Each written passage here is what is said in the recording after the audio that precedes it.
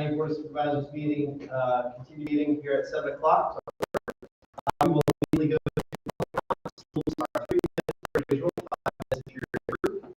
Please state your address for the record, and if you could, please respect our time as well. We'll give you a 30-second heads up. If you did not put your name on here, you'll still have an opportunity to speak. First name on the public comments is, I guess we don't have a public hearing too. Yeah, but it doesn't matter. The folks may have signed up for public comments. We have a public hearing, and the public hearing is in reference to the kennel ordinance. So when I call your name for public comments, and you meant to speak about the kennel, you can just raise your hand. I saw your name there, Denise, and I knew what you meant. If you have something just generally about the county to say, that's usually where you do the public comments. Amy with Blue Ridge Canine, did you want to speak on the kennel, or do you want to speak on the public comments? I just want to speak on the kennel. All right, just make sure I don't.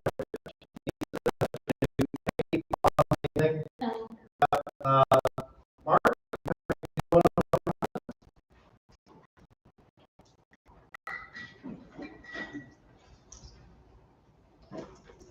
Yeah, state your name and address for the record. Good evening. I'm Mark Franklin at 723 Schaefer's Hollow Lane in Roseland. So basically, I just wanted to bring up again, every day or every meeting that goes by that we do not get the transient occupancy tax back up on board, we're taking opportunities away from our residents. An estimated $2+ million a year was proposed to come from raising the transient occupancy tax, which was voted down by the board. This is $2 million+ a year that can be used to fund departments and programs fully. The residents have the opportunities to give raises to support staff. So these funds will come from the very tourist economy that our leaders and supervisors created. It won't cost our residents a dime. This will be a tax that is passed on to the visitors. What supervisor would decline an opportunity to generate tax revenue and opportunities for the residents, especially when we're talking about $2 million. During the public hearing for the transient occupancy tax, there was approximately 5 parties that were here to speak against this tax that I strongly believe will just be passed on to the visitors. And then even Mr. Parr yourself, I heard you gave a very good example of why this tax won't affect or impact our residents. And then you went on to vote against this opportunity to create $2 million in revenue for your residents a year. That's all I got. Thanks. We're going to move on because I see some double names. If you send a public comments and I miss your name, just holler at me at the back end of the public hearing portion. Now, typically we do a presentation, then we do the public hearing. We have public hearings ahead of the presentation. I'm happy to present it. Let's just go ahead and do a presentation real quick, if the board's okay with that. I think it makes most sense. Are you finished with the public comments? Did you want to speak in public comments or at the public hearing? Yeah. Okay, got it. Public hearing for the kennel? No. Okay. Comments. All right. Come on, Mr. Bergier. Tommy Bergier, 187 Jacks Hill Road, Roseland, Virginia. I recently came across a new security system that Monticello has put in. It detects shapes, it doesn't detect metals. And I think that this would be an excellent thing to put into schools, given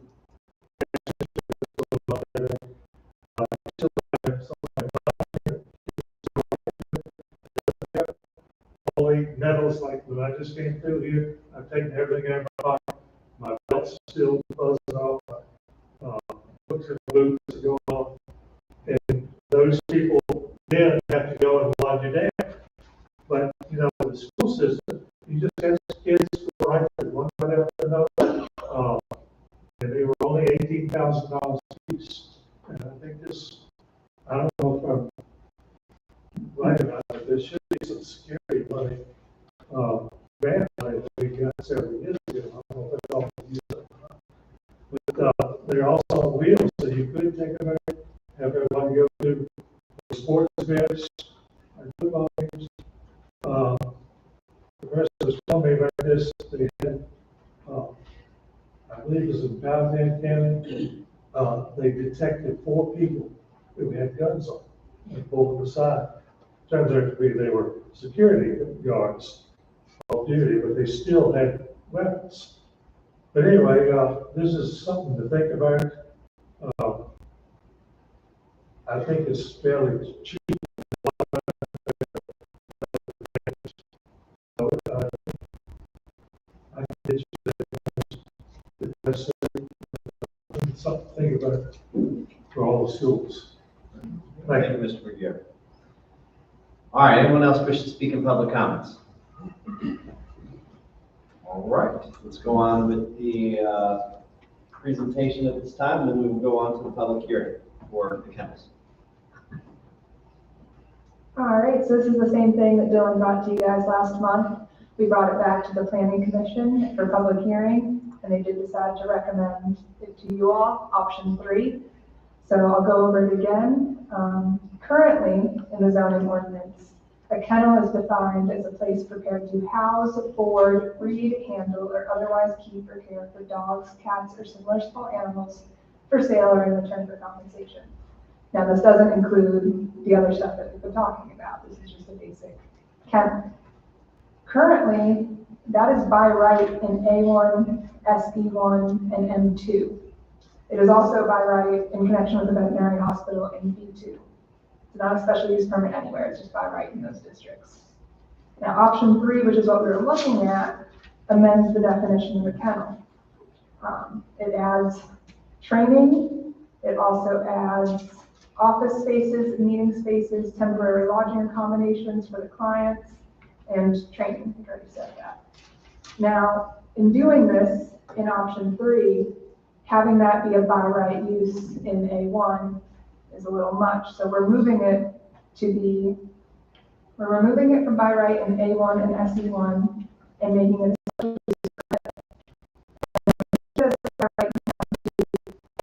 by right in kennels that are in association with a dwelling, if they're secondary use to a dwelling, that makes them like a home occupation. There's also one of the kennels that are in existence, but this is what the commission is recommending to you all. Any questions? Yes, so I just want to, I think I've received some correspondence, just to clarify, and you've defined kennel as, let's see here, place where the primary use is to house, board, breed, handle, groom, train, or otherwise keep care of, etc. Now, if you currently own a home that is associated with that definition, you can still do what you're doing. Well, yes, so that's just kind of a separate thing entirely. If you think about it in the same way, solar, like for solar farms, we have an entire ordinance for that. But solar in conjunction with a business or a home where that's the primary use, that's accessory and that's by right. So a home occupation kennel, it wouldn't be able to be accessory to a business, but it would be able to be accessory to a single family dwelling if somebody was living there and they had a kennel and it's secondary to the dwelling. That's a home occupation. Something where a kennel is standalone is more of a commercial situation. Got it. So where somebody is not living on the premises, it's just purely a kennel, you drive there every day for work, that is what we're talking about. So for the fact that it's your home occupation, this won't impact you. Yeah, and it's a little more than that. Like with home occupation, it's a little bit, but if they have an entire kennel facility, like a large commercial facility, that's obviously not going to be a home occupation. Home occupation is more like somebody that breeds hunting dogs or something like that. How do you, and all right, now let's hit the nitty-gritty, but how do you define a commercial kennel? That's the thing, there's no firm difference. The main thing is, can it be considered accessory to the single family dwelling? I see, okay, got it. So commercial, in my mind, would probably be, this parcel of land, it solely does just this. And nobody lives there? Any other questions? Yeah. Dylan's report says that it was approved at the July 27th meeting. Do you remember what the vote was? It was unanimous. I think all 6 of them were there. Yeah. Thank you guys. All right, so we've had our presentation. Now we're going to go on to the public hearing related to the kennel ordinance. So I will now open the public hearing. And what I'm going to do is, some of you have, like I said, are duplicated on over here, and I see your names over here. If I forget you, just holler and I'll put you at the end of whoever spoke last. So the first one I have is Gavin Sherwood. Okay, second one I have is Gary Sherwood. All right, well, you're good. Tommy Brugier. Sorry, Revere.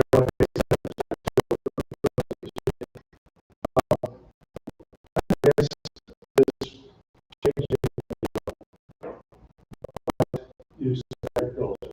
This is a prime example of what agriculture should be used for. Dogs are businesses like cattle, sheep, pigs, chickens. I mean, if you start down this road making special use permits for everything you want to put in agriculture, which is about right, and I'll be there, what's next? When I build a chicken hatchery for South Florida, am I going to have to set a special use permit for it? I mean, where's it going to stop? I mean, we're not going to be building something like they had down in Cumberland County for $4,000, I don't think. But there's a lot of people who have plenty of dogs, and I don't, and they're in existing kennels, and they're not affected this. But you talk about putting up another kennel and have a special use permit, you're dragging people in here for no good reason. So, and I think it should be remain by right in agriculture. Now, I don't care for service enterprise or business. You can do that if you want. Personally, I think you'll get rid of the service enterprise zone anyway. And that's another story. But that's my thoughts. Can I ask a question? So you're not opposed to what is happening, you just don't like the. I'm opposed to having it, especially. All right, And I'm not even- you can't interact with the public. What? You can't interact with the public during a public hearing. Okay. But, Man, you know better. You know better. Moving on, thank you. I'll fire my time, Steve. You got one job. Like, that's 12 minutes. All right, moving on. We're gonna be here all night. Just kidding. Amy with Blue Ridge Canine.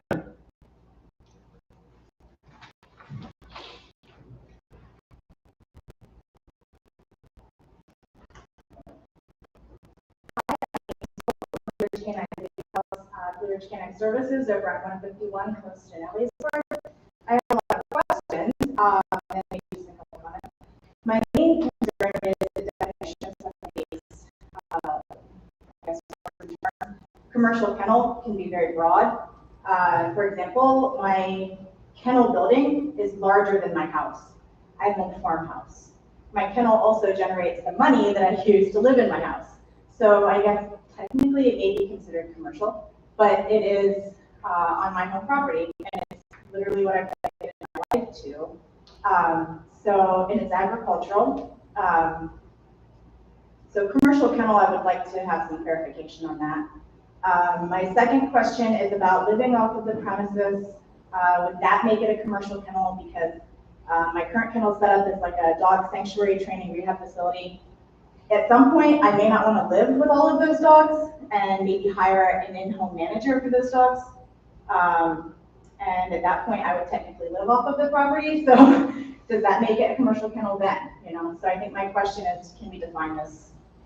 And then my last comment is, I am all about regulation that keeps animals and people safe. I think that's important. And, the neighbors are probably concerned about noise and that kind of thing. As far as the number of dogs goes for these commercial kennels, if you're going to put the kennel usage under the by right use for commercial areas, could we consider dog limits, breeding limits, that kind of thing? So those are my two. Thank you. Thank you. All right. Jose? No comment. All right. Earl Irving? I'm speaking. All right. Denise? Yes, thank you.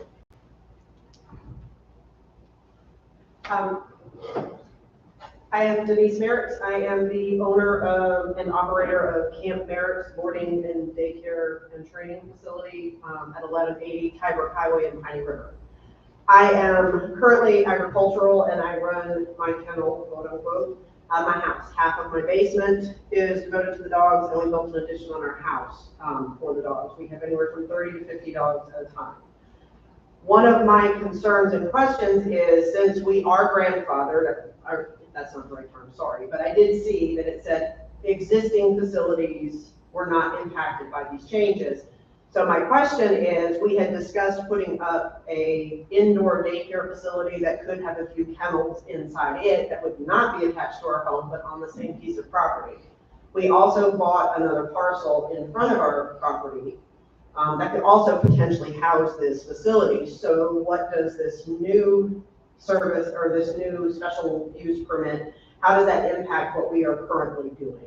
I did see some of the notes talking about impacts to wells. We are fortunate enough to be on public sewer and water, so that's really not a consideration for our business. But just really what my concerns are is just if we decide to do more than what we're doing now, how does it impact us? We need to have provided a very valuable service to the community.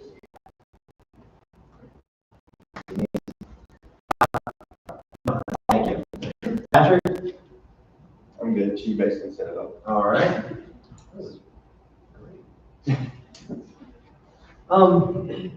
Any other comments in reference to the kennel ordinance? Anyone else wish to add or speak? All right. You can come on up and state your name and where you're from. Hi, I'm Peggy Law with Service Dogs of Virginia. My home address is 4783 Turkey's Head Road in Keswick. The business is currently at 673 Birkmore Court in Charlottesville. I just wanted to say that the ordinance, I think, makes sense.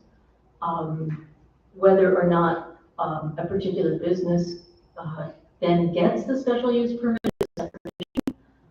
in which people's objections could be heard and it would make sense. For the purposes of this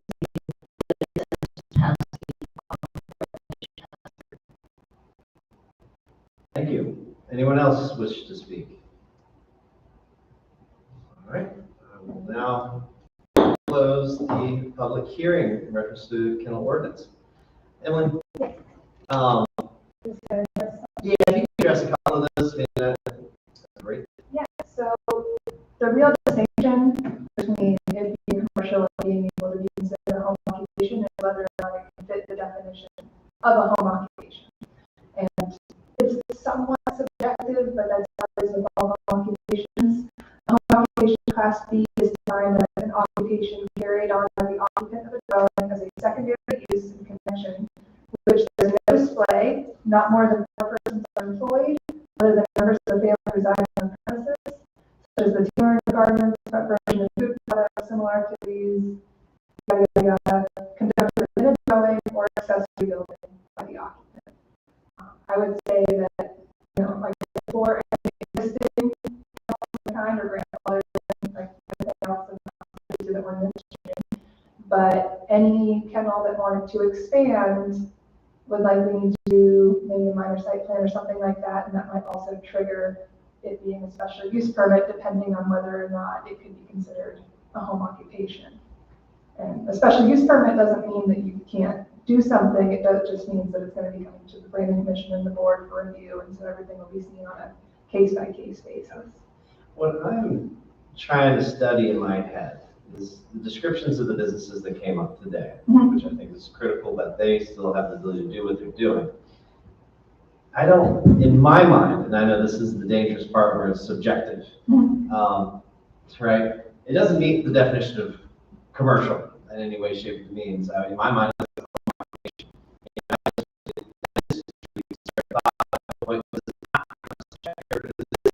Yeah. one of the things we look about home occupations, traffic impact, sometimes we're like, not something that could have significant traffic impacts, also employees, how many employees they might have, what they're gonna need on the premises, if they're gonna be building another building for this. Typically, if somebody is constructing a building or home occupation, let's look at it more closely and try to determine whether it's accessory or not in nature.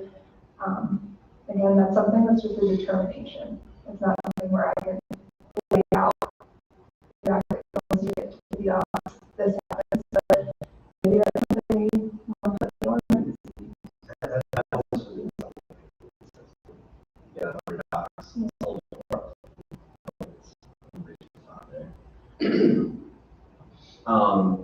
any other questions for Emily at this time? Yes. What's generating this? Where's this coming from, this change? We've had 2 different inquiries for kennels in the past year that might contain things like the training facility or boarding for the owners when they come, like the service dogs, they get available, because they're specifically doing without saying as well for them. So this just, basically our goal is to broaden the definition of kennel so that people with facilities like that can apply, because there are people with facilities that are able to apply and do it for several special use permits separately, which we want to avoid. And making it that way broad, we don't want to then have it be just by right in A1. And so that's why we then moved it to, option 3 was to move it to special use permit. Other options, I think we had like 2 different definitions, stuff like that, but option 3 is what we went with. And so in that instance, the service dog does not meet our by right mechanism. Yeah. They have no option to be here because there's no mechanism to allow them to be here. Yeah. Again, it's similar to why we adopted the solar ordinance. We had several applications for solar farms that led us to then adopt an ordinance because we weren't even able to accept the applications. What other questions do we have for We're with the board at this time. Oh, sorry. Yeah. Any other questions for Emily? We'll call you back up, I'm sure. Emily, excuse me. Let's The purpose is not to be encumbrance, but No, the purpose is to allow more people to apply and then to make it a special use permit so that every new kennel is looked at. There aren't that many new kennels coming into the county, so it's not like a big. is there anything you could add to assure people that there will not be further encumbrances? Well, there won't definitely not be further encumbrances. There's a chance that they would not be able to get the special use permit. But that's because it's going to be then up to you guys to evaluate whether or not you think that kennel is appropriate for that area. It's like a public garage in A1, right? Like, obviously we're fine with public garages in some A1 locations, but not all of them, so it's a special use permit. It would also allow the public to. It would also because there'd be a allow, public it would hearing, so allow, the public can. yep, all neighbors, all immediate neighbors would be invited, it would be advertised in the paper, there'd be a public hearing just like tonight, but for the specific project. All right, any other questions? You can try to sit down and see. I don't think we need any more. So the only reason why it appears that this is being brought up is because there are groups that wish to move here, but don't have a mechanism to do what we have. And so this would give them the opportunity to do a special use permit, which would still require us to vote on it. And so it's to give them an opportunity. And I understand the preservation of these folks that we have here, and I want to not see them impacted at all and allowed to, even expand to a degree, whatever that is. And I understood what you said is there could be a quantifiable number of dogs. We could say no more, no less than 100. I mean, I don't even remotely want to try to figure out that science. But I don't necessarily have anxiety as long as it doesn't impact the folks who are in existence. And if we find out it does impact those who are in existence, then we need to quickly make it amend on this. Yeah. As I said, anything in existence now would be by right. It would be if they wanted to expand. Gotcha. And if somebody applied for a special use permit, one of the limitations that you put on that could be the number of dogs. Yeah, oh yeah, that's a perfect example. You could just make that a condition every time. That's another reason we've done it this way, just so that every place is gonna be different. It's a very broad definition now. And so this would allow you to look at each kennel and go, okay, yeah, a training facility and some lodging would be okay there. That's fine. But maybe in another location, it doesn't seem as appropriate. Right. All right. All right, board, what do you think? Skip?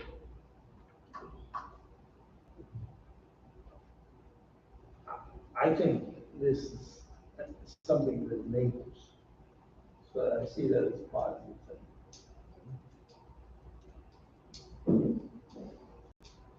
What's next? You go. I have no objection. Mr. Barr, Mr. Harvey? Something don't need to do, I mean, it's just, I don't understand, you're supposed to have some by rights in that clause. Sure. But I mean, hell, we just keep on, everything we do, you have to go and get a special permit. I mean, this is something that's, And I would say, so this isn't even a by right because the groups, whoever they may be, or whatever future entity may be, they don't have the right to do any of the things we just talked about.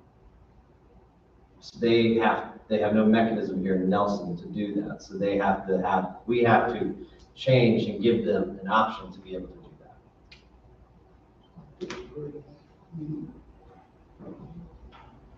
we've had dogs and kennels and all that stuff for up to years. Yeah, and they're exempt, Hunting dogs, right? Hunting As long as dogs. it's in association with It's the, a part of the dog hunting Growing club, and and someone lives there. that's the definition, yeah. I mean, all those things, those mechanisms still exist, so. All right.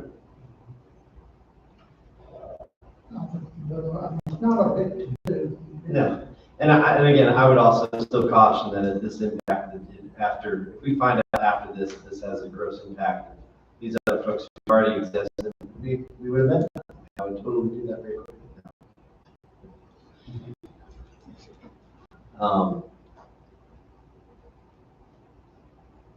So we need to get action out of somebody at some point. Well, let me speak. Oh, yeah, sure. I wasn't sure if you were. Well, I wasn't sure what I was gonna say. No, first of all, I totally support the idea that has brought this about and the training of the service dogs and all that. But it gives me heartburn to know that we're making a change for something coming in at the expense of everybody else that's here. And the ag, the taking that away from the ag district, that's just, gives me heartburn doing that, so I don't like that. I wish there was a way to accommodate and have verbiage where we could allow something like that to come in and apply. I totally get the rock in the hard place, but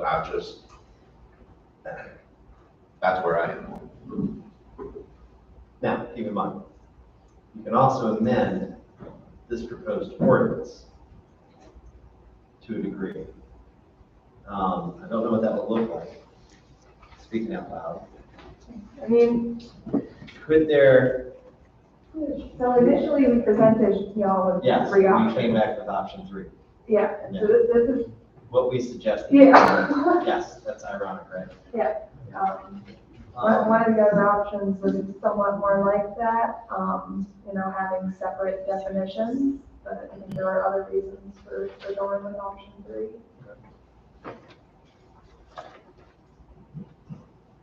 Keep in terms of this one, and come back with the other one or something like that. Let's do another one. The unfortunate thing about this is we've been working on this ordinance since like May, It's been a while. and our staff had delayed it prior to, and then we were asked to come up with something. This was the one we were looking at, the one we suggested. It goes to the planning commission. Planning commission's like, yes, we see this one. And then here we go. And I will add that, I don't necessarily see how, if everyone's by right today, and you're able to have your hunting dogs, you're able to have all these other meetings, but you want to be able to train a specific breed with whatever that intention. I'd like to see Nelson County be an advocate for that. I'm currently supportive of this. If it, like I said, if it does impact other folks, then we need to change it again. And I would strongly encourage staff to have that conversation with some of these folks and make sure that has been sure. So I'll be supportive of this ordinance as it is, with that thought that, some folks are going to have conversations, and if it is an impact, we'll bring it right back up. Yeah. I think the arguments that are being made about having this by right in A1 are also immediately applicable to a special use permit that's applied for in A1. What it does is it allows another step and public review and recommendation by a planning commission. And I don't see that as any more than, a 60-day delay from a fast track, which gives the public an opportunity to review and gives the planning commission an opportunity. This is coming from a group of people that, first of all, they don't like dogs hunting. And it's just a back way of doing it. Just don't have many rights, it's just a plain plan on them. One thing we've always been able to do is hunt. And now this wants to step in that business I'm having, I just don't agree with it. All right, well, we can start making some motions and see what happens, or we can continue to discuss. Chelsea. Mr. Vernier, we do not take any comments No, from the but this- public. No. You're talking about two different things. I'd like to make a motion. Okay. And if I could, I'd like to move that we adopt ordinance 02022-02, amendment to the code of Nelson, Virginia, appendix A zoning ordinance. Okay. There's a motion. I'll say. We have a second. Any discussion? To Tommy's comments, I see nothing about that. If this impacts, Related to that, it has nothing to do with that. It has to do with people who want to have people stay at the place while they're training the dog.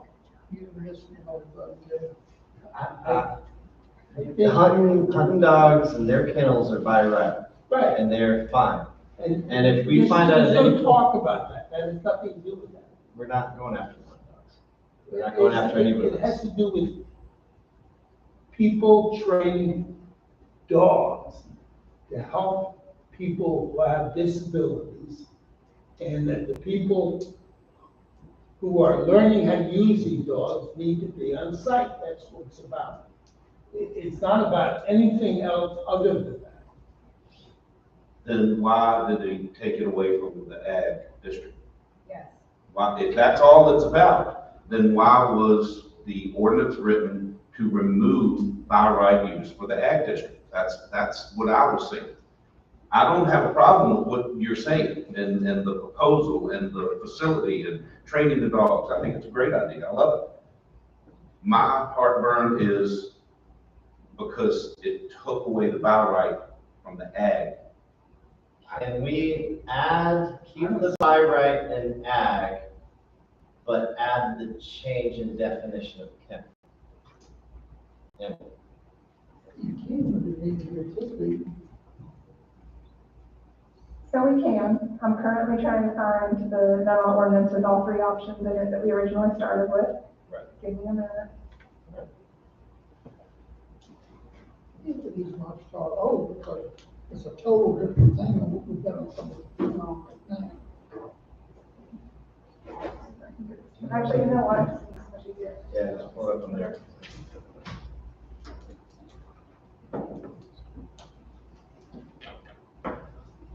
Here we go. I mean, as I pull it up, I know I don't remember the exact options we had, but where we started with initially was adding another definition for kennel, keeping the original, and adding another definition that was broader and making that a special use permit. But that's not what y'all, the planning commission, wanted us to go forward with. Right. Let me see if I can. What month was it? That's July. No. It's in, but you didn't do all three in July. That's what I'm trying to figure out, if I can remember which. Okay. It was in July.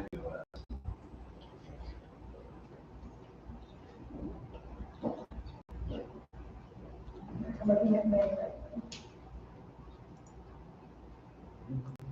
Amanda, do you remember which one it was? I'm thinking it was June, I'm looking. I'm looking at.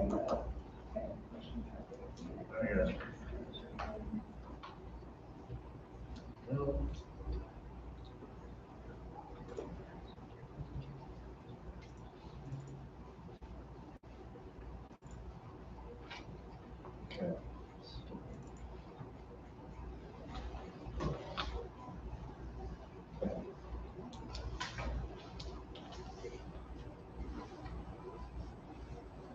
I'm gonna try.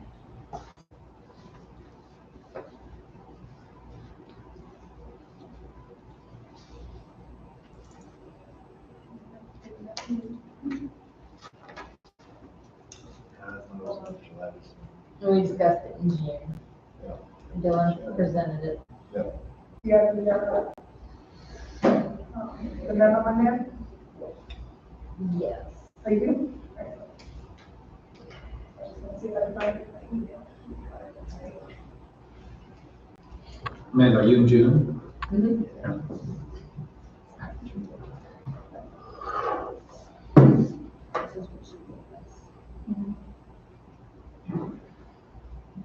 Yeah. Okay.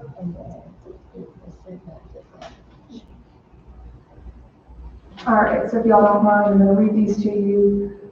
Proposed option 1 was to update the current definition of kennel to align with the state code, so not changing it too much, but that was changing it to any establishment in which 5 or more canines, felines, or hybrids of either, are kept for the purpose of breeding, hunting, training, renting, buying, boarding, selling, or showing. That would be kept current by right in A1, SC1, M2, and added as by right in B1. Option number 2 was this is what I was talking about, introduce a new use, assistance dog facility, and the original plan was options 1 and 2 or 3.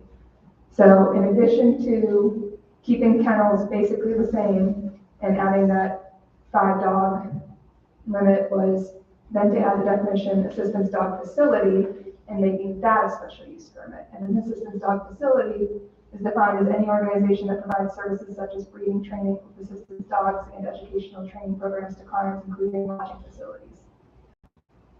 And option 3 is what we presented tonight. And so what was given to you guys was options 1 and 2, or option 3, or requesting planning commission recommendation.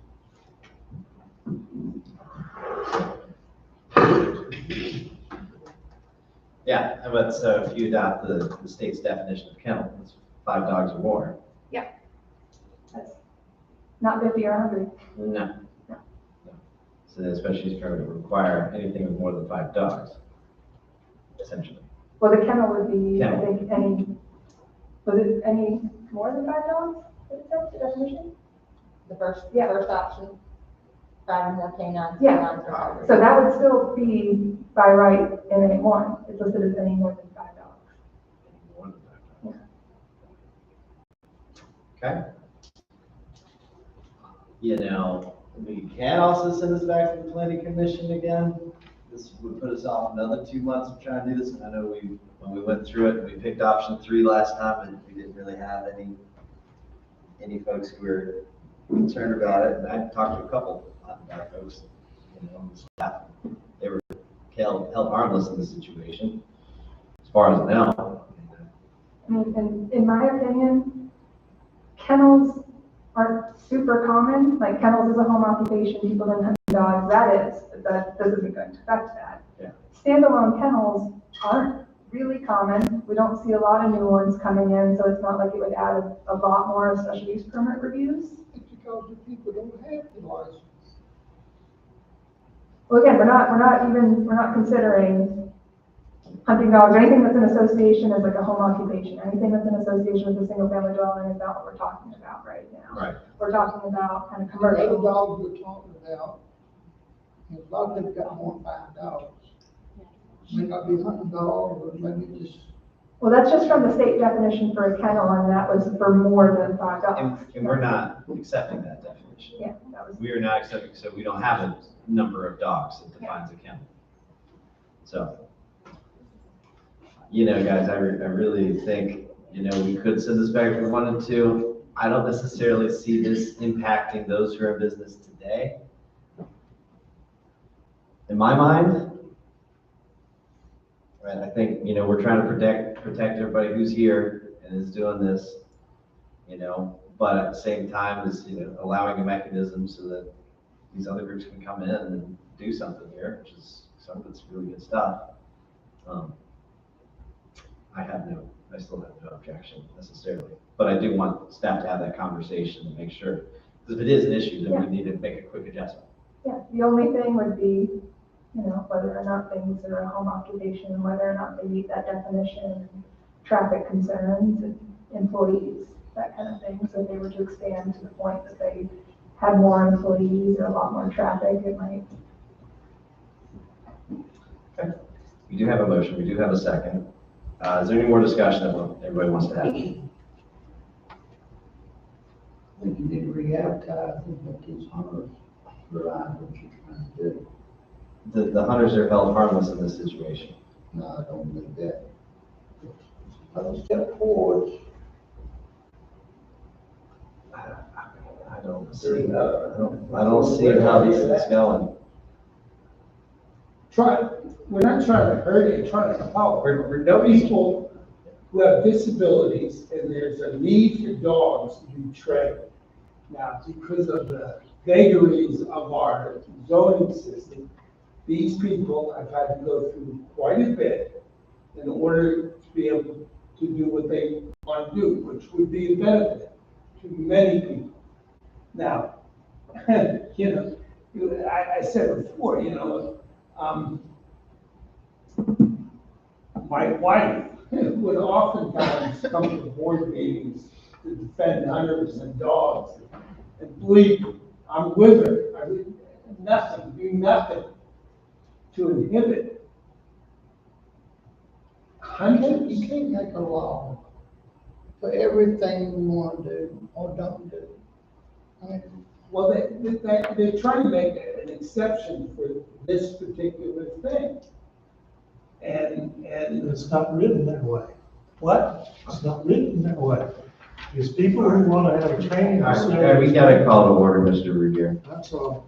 All right. Talking about 2 different things. All right, You need to be so, aware of calling to order. We have a motion. Sorry. We have a second. You know, I feel fairly comfortable with this. I don't really think we ain't going after dog hunters, right, Emily? This isn't impacting dog hunters. Okay, it's not. It's good. That's what I want to make sure of. Make sure those folks are protected. It could, but it could. couldn't. If it does, we change it immediately. If it does, we will change it. So, let's go on ahead. We have a motion, we have a second. Let's just go ahead and have the vote, and then we'll make sure that we have more discussions later, so. What do you know? We did, we already have studied this and we voted on this like 3 meetings ago.